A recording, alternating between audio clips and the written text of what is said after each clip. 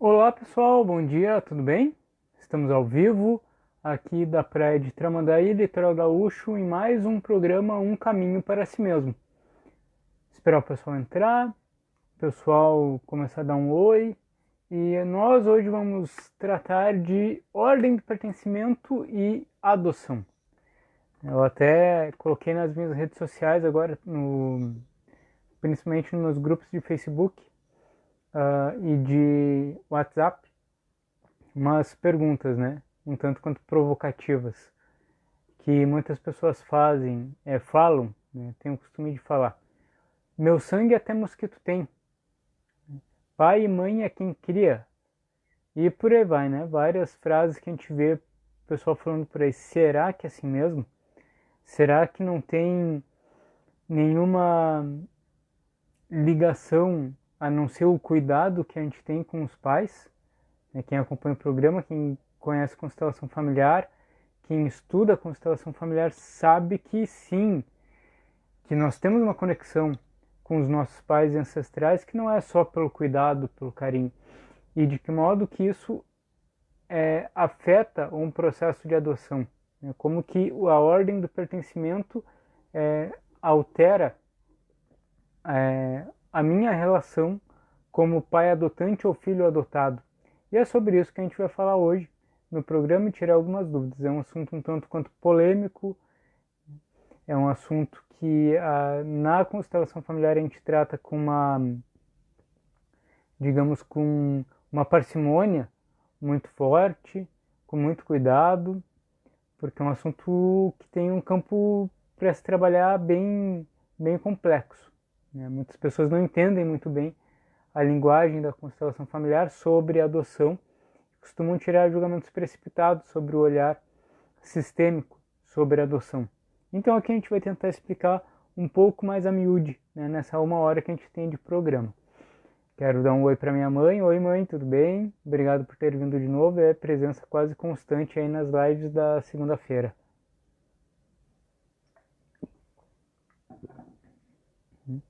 Então, ordem do pertencimento, só voltando um pouco àqueles conceitos básicos de constelação que a gente apresentou no primeiro programa no primeiro episódio do programa Um Caminho para Si Mesmo. Se você não viu ainda, confere no meu YouTube, confere no meu Facebook. Tem programa por programa, episódio 1, 2, 3, 4, 5, bem detalhado. E no primeiro episódio a gente falou sobre as ordens do amor, ou as leis ou os princípios sistêmicos que foram observados pelo Bert Hellinger, que é o papa desse negócio todo que é a constelação familiar. Então, a ordem do pertencimento diz: aqueles que vêm são concebidos num sistema familiar pertencem àquele sistema familiar e ponto. A gente não pode excluir. Isso significa, em outras palavras, que todos nós viemos dentro de um sistema e somos parte importante desse sistema familiar. Se eu excluo alguém de dentro desse sistema familiar, o sistema entra em desequilíbrio e ele procura equilibrar de outras formas. É muito comum que o sistema busque isso tomando alguém a serviço para preencher aquela lacuna de quem foi excluído. Eu dou sempre o exemplo, que é muito recorrente, do alcoolismo. Se uma família exclui um alcoólatra, por conta desse destino difícil, desse vício dele, o sistema vai tratar de, daqui a algumas gerações, incluir um outro alcoólatra na família. Porque semelhante cura semelhante, é um princípio até da homeopatia. Então, nós todos fazemos parte desse grande sistema.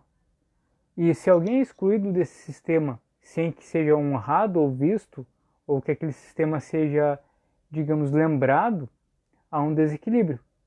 Da mesma forma que há um desequilíbrio quando alguém entra no sistema de uma forma equivocada.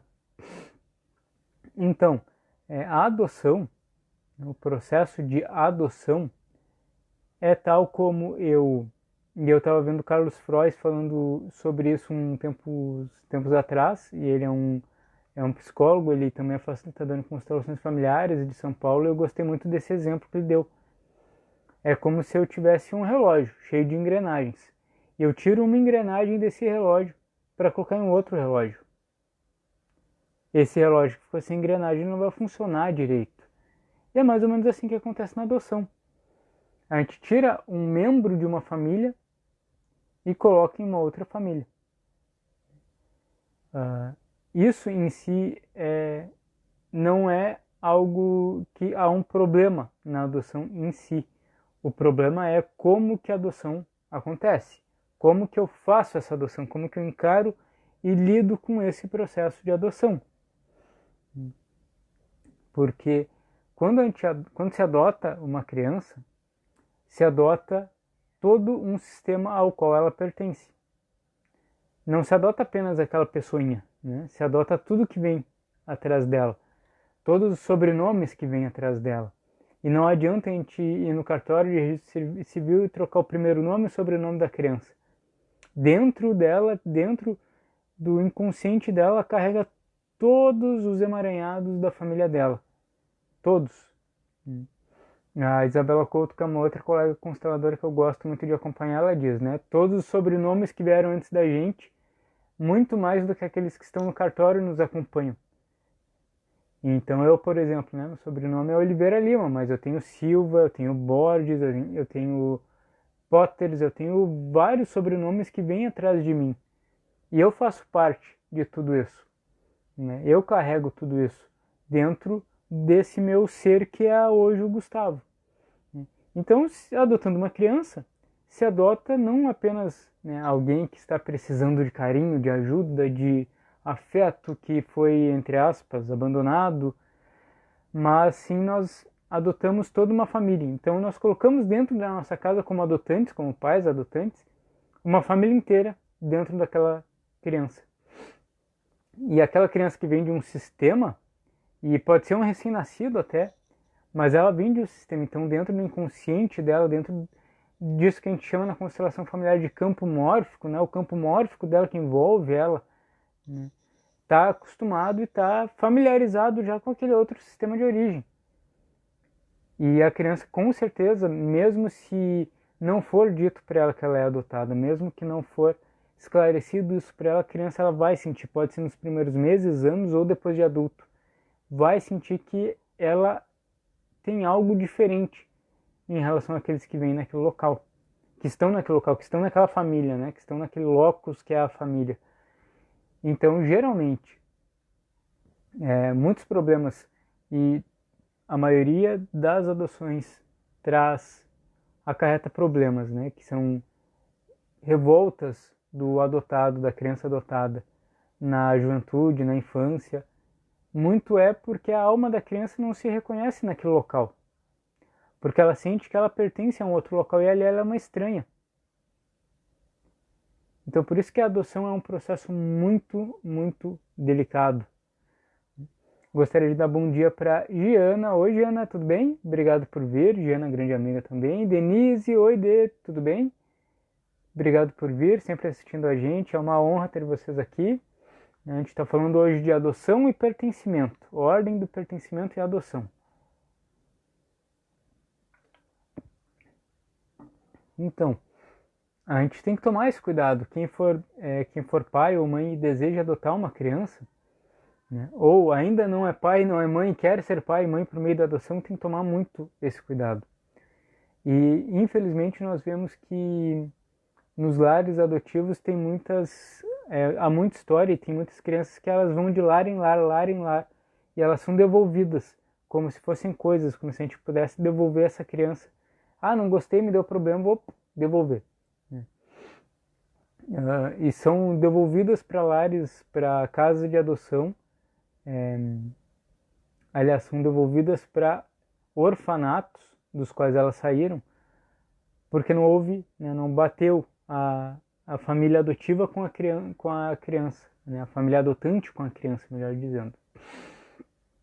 E a gente vê que isso vem muito de uma questão, né, que é o que a gente fala paulatinamente toda vez na constelação familiar. Honrar, respeitar a precedência, a ordem de origem, né, que aí a gente entra um pouco mais para a ordem de hierarquia, né, que a ordem de hierarquia diz: todos aqueles que vêm antes têm precedência e merecem ser honrados. Então, antes da criança, tem o quê? Seus pais biológicos. Aí por isso que eu fiz aquela provocação no WhatsApp. Quem recebeu, tá nos meus grupos de WhatsApp, recebeu, né? Meu sangue até mosquito tem. Então pai e mãe, né? Ou pai e mãe é quem cria. Ou família é aquela que te apoia. Isso tudo é muito bonito às vezes, né? E às vezes serve como apoio moral para alguém.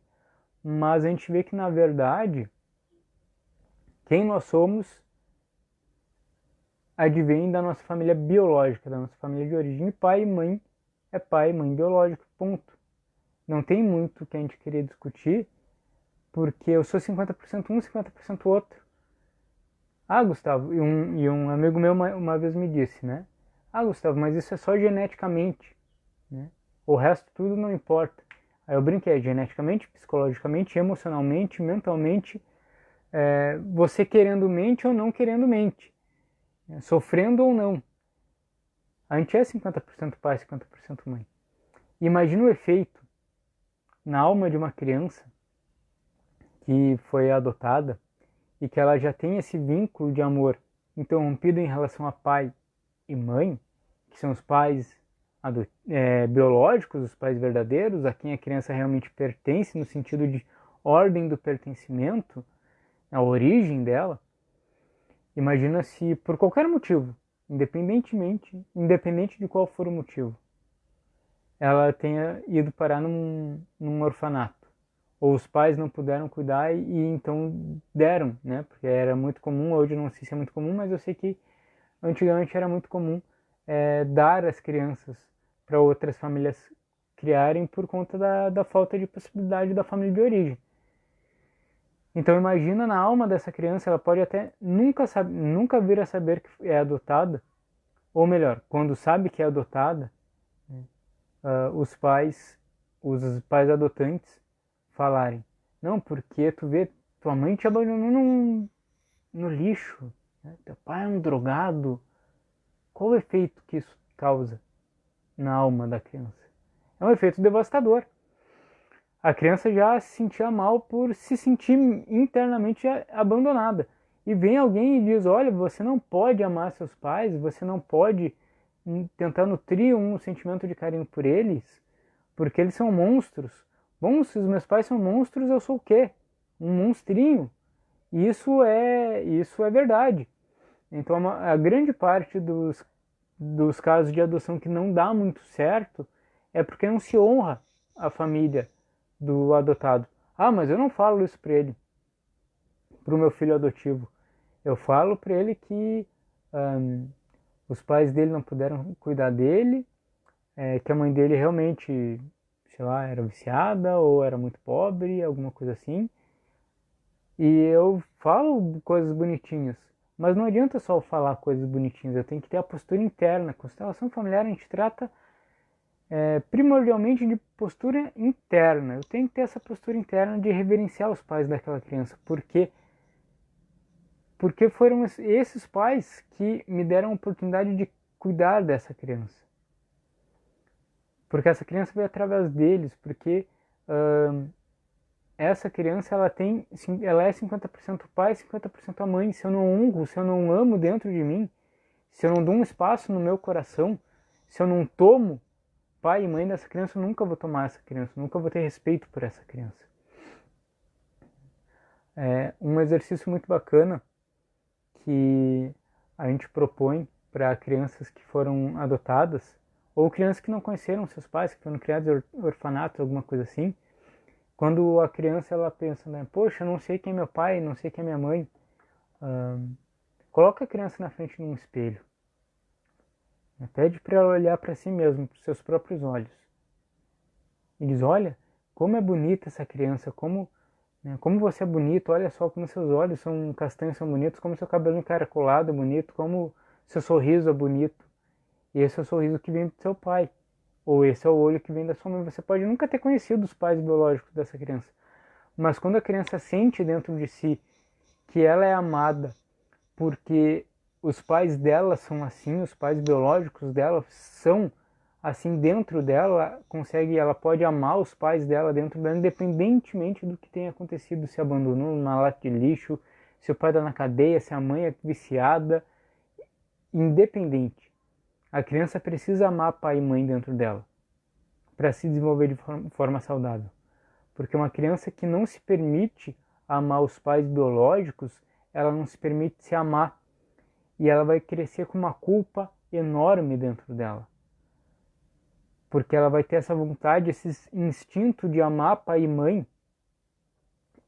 E ela vai se sentir culpada por não poder amar eles. Como que eu vou amar meus pais se eles são maus, me abandonaram, né, são criminosos, viciados? Se eu não consigo amar pai e mãe, eu não consigo me amar inteiro. E volto a dizer, uma das maiores causas de depressão que a gente vê no contexto sistêmico, deixa eu ver, não, achei que tivesse uma coisinha no meu cabelo, no contexto da constelação familiar, que a gente consegue diagnosticar, digamos assim, é não tomar pai e mãe. E quando a gente diz tomar, é colocar dentro do coração independentemente do que aconteceu. E os pais adotantes precisam tomar os pais biológicos dessas crianças que eles pretendem adotar de forma incondicional, independentemente do que aconteça. E falar e explicar para os filhos adotados que pai e mãe são aqueles que deram a vida a eles. E agora esses pais adotantes estão cuidando dessa criança. Porque, na verdade, os pais adotantes... Oi, Onélia, tudo bem? Obrigado por ter vindo, minha amiga. É sempre uma honra te ter aqui por perto. Então, o que eu estava falando? De honrar pai e mãe, os pais biológicos. Sim, lembrei. Porque os pais adotivos, os adotantes, na verdade, eles estão a serviço daquela criança. Eles estão a serviço do sistema daquela criança. Porque eles vão apenas completar aquilo que não foi possível para os pais biológicos.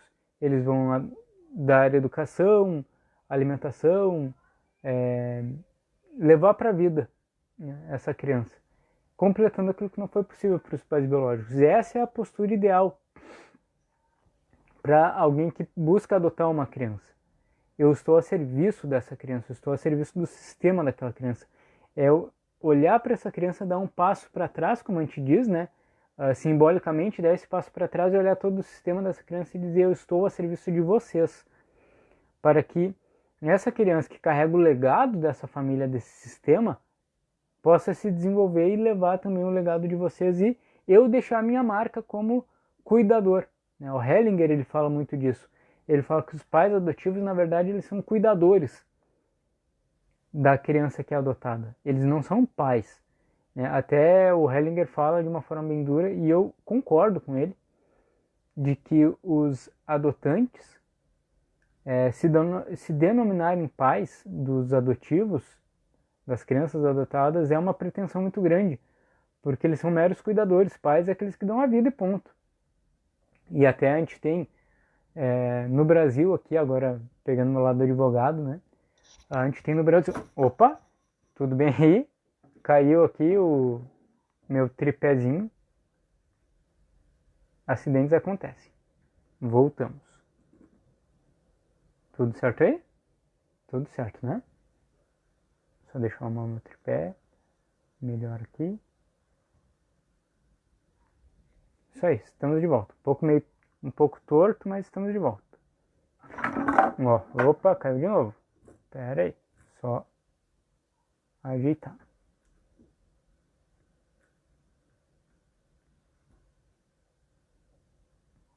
Pronto, agora não cai mais. Então, pegando meu lado advogado, né? Aqui no Brasil a gente tem uma lei, na lei de cartórios e registros civis, diz que é possível se modificar o nome de uma criança que é adotada, sobre o nome dela, inclusive. Gina. Acontece, né?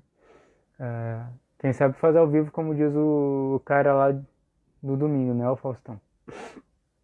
Então a gente tem esse costume, até aqui no Brasil, até um costume jurídico e autorizado pela lei, de trocar o nome da criança depois da adoção.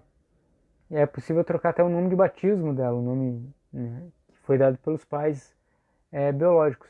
E isso é um tanto quanto perigoso, porque a gente está apagando a possibilidade dessa criança de buscar a sua memória, de buscar a sua origem, de saber, poxa, eu vim daqui, né? E de honrar, poder olhar para si e se orgulhar da sua origem, porque eu sempre digo, independentemente do que aconteceu da nossa origem imediata, né, que é pai e mãe, atrás deles tem muita história.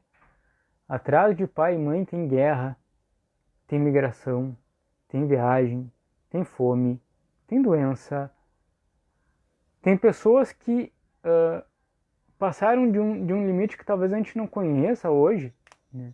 E eu estava lendo até um parênteses, estava lendo um livro muito bom e eu recomendo muito, que é O Diário de uma Queda, de um porto-alegrense chamado Michel Laub, que conta um pouco até da história dele.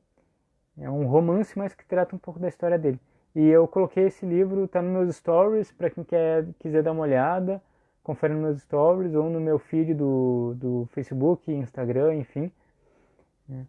Que é um livro que ele narra a vida dele a partir de uma perspectiva de que o avô dele é sobrevivente de Auschwitz. Auschwitz, para quem não conhece, foi o maior campo de concentração do regime nazista. Então, todos os judeus, grande parte dos judeus da Alemanha foram mandados para Auschwitz para trabalhos forçados, tortura e morrer à míngua lá. E o avô dele conseguiu sobreviver a isso, a Auschwitz. Então ele conta que ele que é um garoto mimado, rico, né? O pai dele conseguiu ascender na vida com comércios, então ele foi criado rico com tudo que tinha de bom e tal, e se depara com a história do avô dele que sofreu horrores em Auschwitz. Então isso mostra que atrás da gente tem muita coisa que a gente não sabe.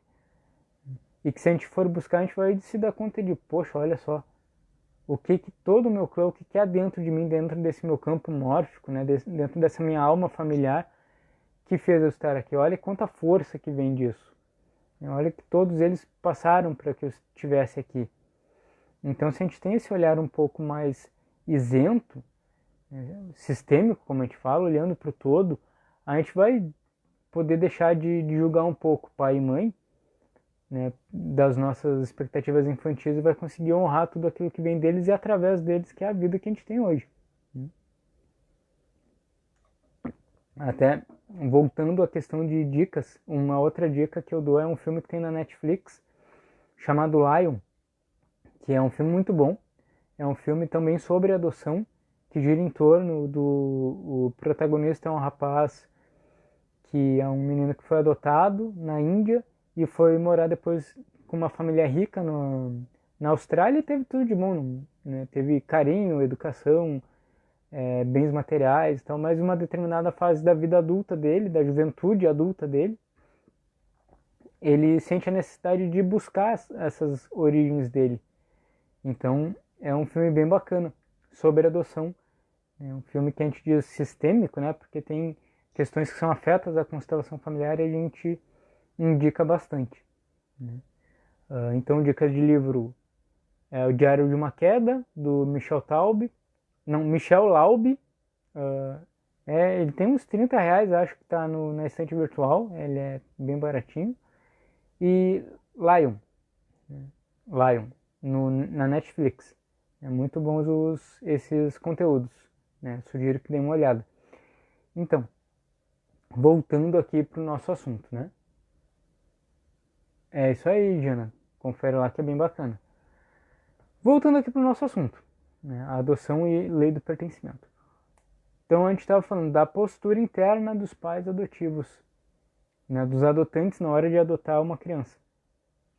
Que tem que ser essa postura de honrar. Por quê? Porque a gente vê que muitos casos de adoção, eles dão errado, ou seja, dão errado no sentido de que há conflitos para a criança. E quando a gente fala de adoção, a gente tem que olhar aquilo que até está no ECA, né, no Estatuto da Criança e do Adolescente e na Constituição Federal. Eu, como advogado, eu pego essas referências de forma muito forte. o melhor interesse da criança. E qual é o melhor interesse da criança, às vezes? Eu vou dar uma organizada aqui, ver se eu apareço melhor aqui para vocês. Só um instante. Acho que aqui vai melhorar. Estava muito perto, eu acho. Enfim, vamos lá. Qual é o melhor interesse da criança? O melhor interesse da criança, não é o melhor interesse meu como guardião, como adotante. Ou seja, 90% estou sendo generoso, tá? 97% dos casos de adoção. Quando alguém vai adotar uma criança, não está olhando para aquela criança. Está olhando para si. Ou é um casal que está em crise no casamento e acha que ter um filho vai salvar o casamento e já não pode mais ter filho ou não quer mais aquele incômodo, né? De engravidar, barrigão, ter desejo, depois comprar fralda e então vamos, né, adotar uma criancinha para cuidar, para a gente se entreter e ter uma coisa para fazer e tal. Para onde que estão olhando? Para a criança que não é. Não é para a criança que está se olhando. E aí gera o problema. Porque a criança é como se fosse um souvenir nesses casos. Eu quero salvar meu casamento, eu adoto uma criança. E o lugar da criança qual vai ser? Preencher um vazio, preencher uma lacuna. E isso é terrível.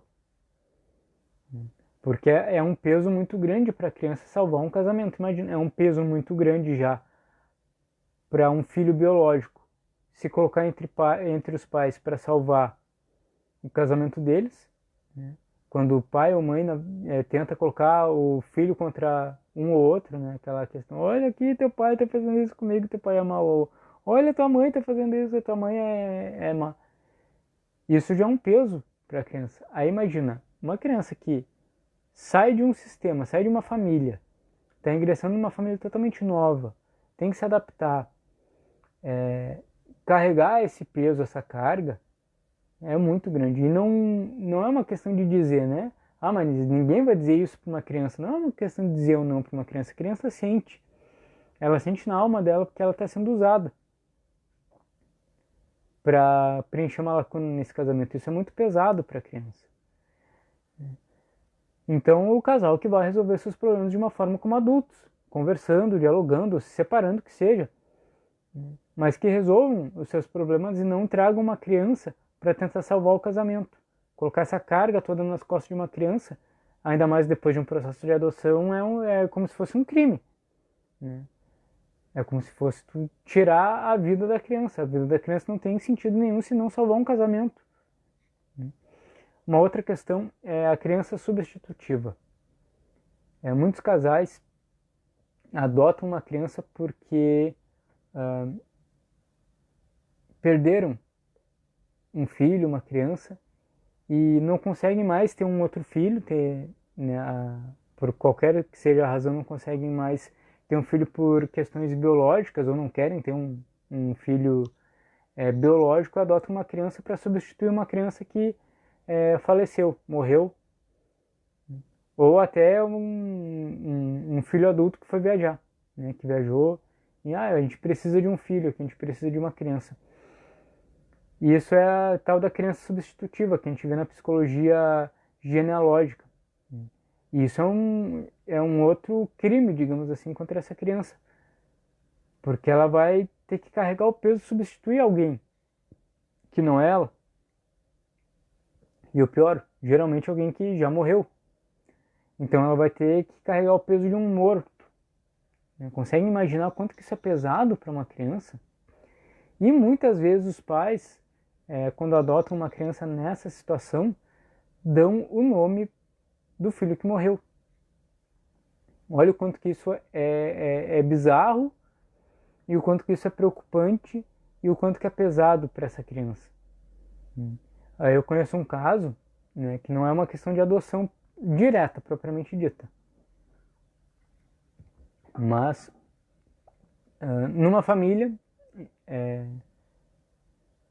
de 3 irmãos vivos, o quarto né, bem chocante, né, Gina? Numa família de 3 irmãos vivos, o quarto, que seria o irmão segundo mais velho, né, faleceu logo depois do parto, certo? Então restaram 3 irmãos vivos. O caçula, o filho caçula, né, nessa família, quando ele casou e quando a mulher dele estava grávida, ele disse que tinha tido um sonho e que aquele filho que ele ia ter era a reencarnação daquele irmão que faleceu logo após o parto. E ele falou isso para toda a família e tal, ó, vamos dar o nome dessa criança, né, da criança que morreu para essa vida que está vindo. Então o filho, né, desse irmão da criança que faleceu teve o mesmo nome dessa criança. Enfim, estou meio que enrolando, mas acho que vocês o pegaram o que aconteceu. O que acontece?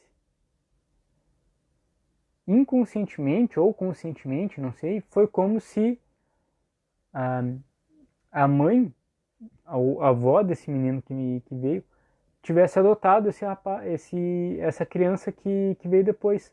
Né? A mãe, ou seja, a mãe daquela criança que nasceu e morreu logo depois, né, do parto, adotou o neto, praticamente adotou, é algo meio subjetivo, né? Ninguém na família diz que é assim, mas na verdade é assim. Adotou o neto com o nome do filho. E esse neto, que levou o nome do próprio tio, que faleceu, até ele é algo um tanto quanto estranho, porque é como se não tivesse vida. É alguém que não sai do quarto, é alguém que caminha como se não tivesse vida. Então ele está realmente representando alguém que morreu. E como que alguém que morreu se comporta? Uma pessoa que fica trancada num quarto, que não sai, que não tem vida, que... Entendem? Esse é o peso de eu trazer uma criança substitutiva para o sistema. Eu tentar esquecer ou apagar uma morte, uma dor, com uma outra criança. Isso gera consequências. Né? E dentro de um processo de adoção também gera consequências. Aquela criança que foi adotada, ela vai carregar um peso muito grande, tal como esse rapaz que levou o nome do tio falecido. Ele se comporta como alguém falecido, né? Alguém que não está na vida, que está em um outro plano, em um outro local.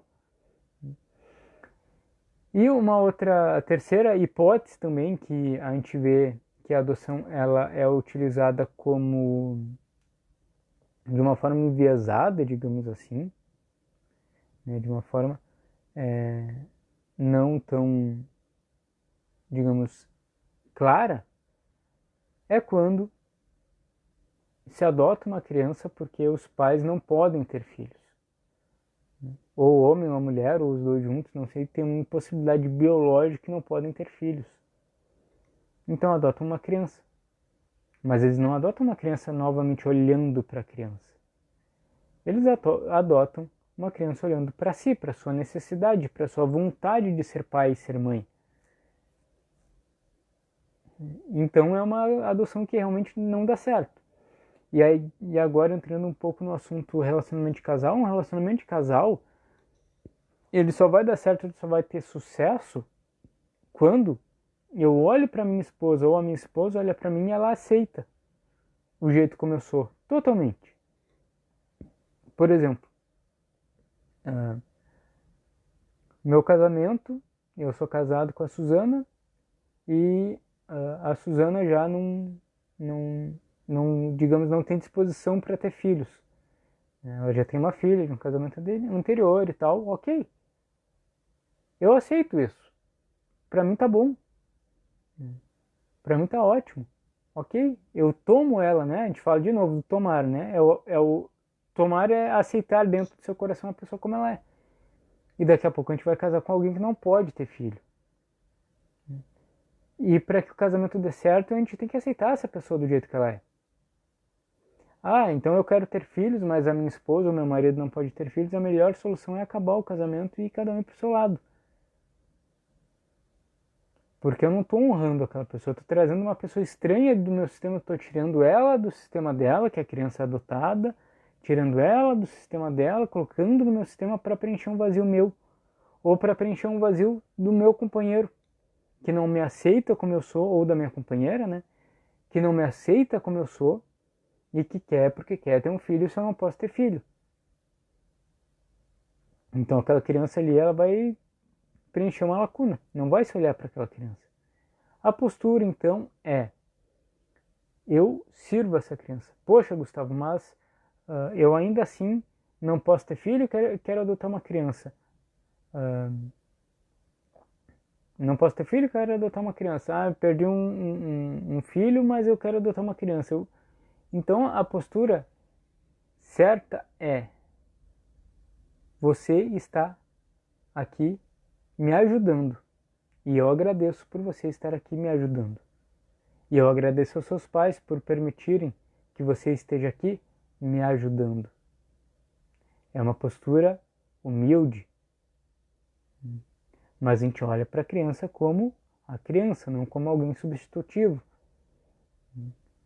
Geralmente, se a adoção é olhando para si, para uma crise no casamento, para uma criança que faleceu, para uma impossibilidade de ter filhos, a adoção não dá certo.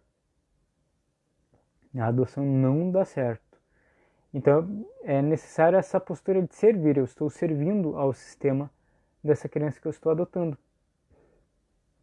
Eu estou servindo aos pais dessa criança que eu estou adotando. Independentemente do que aconteceu, são os pais verdadeiros dessa criança. O Hellinger ele fala muito sobre sequestro, principalmente quando a gente fala, né, dos filhos que foram criados pelos avós. E ele diz: não, os avós não criaram os filhos, os netos, sequestraram com a anuência dos pais. Quem tem que criar é pai e mãe, ponto. Às vezes não pode, não consigo. O avô e a avó dão uma ajuda, né? Mas quem cria são os pais. Quem tem a responsabilidade por criar os filhos são os pais. Eu, por exemplo, me pego como exemplo. Em boa parte da minha infância, meus pais trabalhavam e quem ficava dando aquela olhada ali, né, no Gustavo pequenininho, rentinho, era a minha avó e o meu avô, que moravam digamos assim, no mesmo espaço, né, no mesmo terreno. Mas quem me proveu tudo foi pai e mãe. Então é pai e mãe que provém uma criança. Eles podem não estar ali fisicamente, né, mas são os pais que provêm uma criança, que dão comida, afeto. Né. Eles podem passar o dia inteiro trabalhando e alguém olhando essa criança, ajudando os pais. Mas quem deve criar nessa situação em que os pais estão presentes é pai e mãe. Né? Eles que têm que colocar a criança para dormir, eles que têm que dar alguma lição de moral na criança, alguma coisa assim. Porque senão a gente tem uma lacuna. Né? Essas crianças criadas por avós, quando os pais estão disponíveis. Muitas vezes são os avós que, né, pegam as crianças e dizem: não, não, não, deixa que eu crio. E isso faz mal para a criança, porque ela precisa de pai e mãe junto com eles.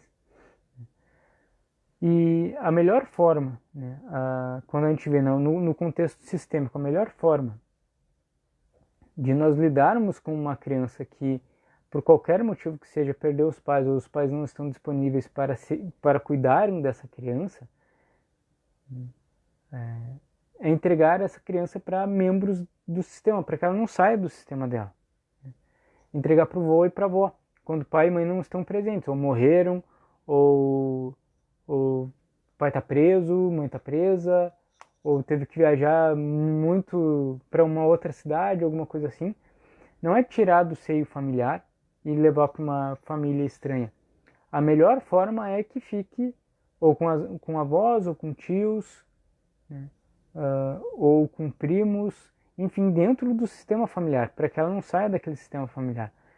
E aí alguém vai poder dizer assim: poxa, Gustavo, mas essa criança vem de uma família muito pobre, essa criança vem de uma família quase miserável, então a gente precisa tirar essa criança dessa família e talvez dar para uma outra família que consiga dar mais condições. Isso é um ato que beira, digamos assim, esse pensamento é um pensamento que beira a uma autoproclamação de divindade, digamos assim. Porque a pessoa que está fazendo isso, ela acha que é Deus. Ela está voltando lá 500 anos atrás, quando vieram os jesuítas em nome de Deus Todo-Poderoso e catequizaram os índios e tiraram os índios, né, da sua posição de praticamente selvagens e colocaram roupas nos índios e deram bíblias para os índios e aí melhoraram a vida dos índios e depois dizimaram os índios. É mais ou menos eu achar que eu sou Deus e que eu posso controlar a vida das pessoas e dizer qual é a família ideal para ela ou não. A família ideal para a pessoa é aquela na qual ela nasceu e ponto.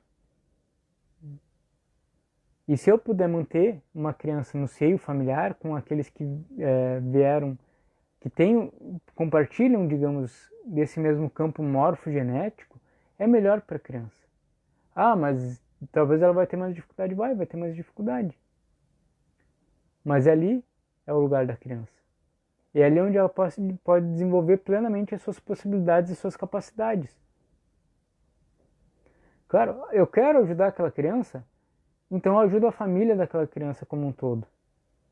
Eu não cometo, né, esse ato de me achar Deus e tirar essa criança dessa família, porque eu acho que ela em outro lugar teria melhores oportunidades.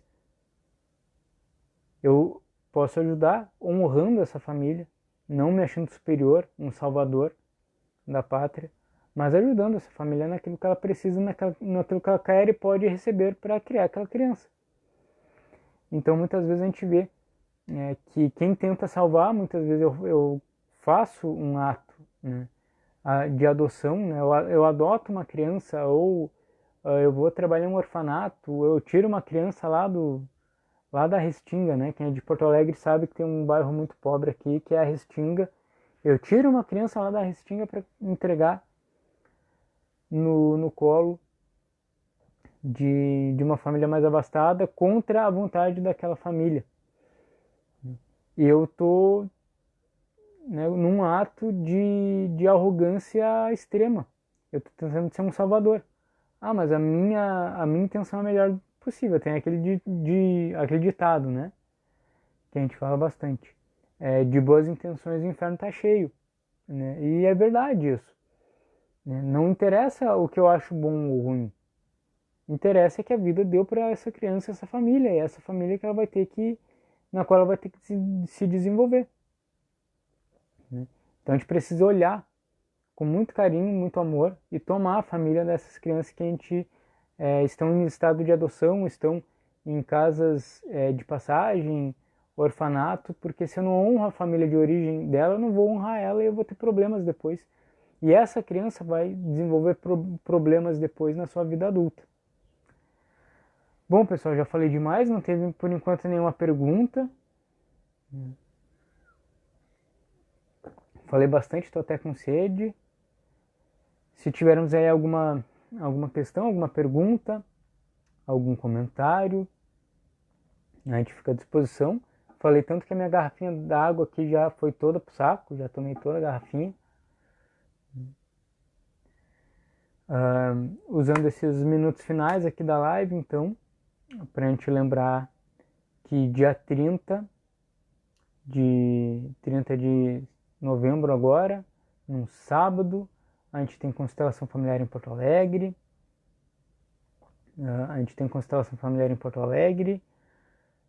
Às 16 horas é grupo. De manhã nós temos vagas para constelar individual. Então se alguém quiser fazer constelação individual, fala comigo, me manda um WhatsApp ou comenta aqui, que eu entro em contato depois para a gente agendar. E quem quer fazer constelação em grupo ou participar no grupo, ser representante, é bem legal. Dia 30 às 16 horas em Porto Alegre, na sala terapêutica, que é o meu espaço de atendimento habitual. na Avenida Brasil, número 115, sala 219, bairro São João. Espero todos vocês lá. E a Jana perguntando, como faço para honrar a família da criança? Bom, isso é uma questão de postura interna, Jana. Eu olhar para a criança, em momento algum julgar os pais dela. Como, aí eu vou dar exemplos, né? O traficante, o presidiário, a viciada, a prostituta, não interessa o que aconteceu.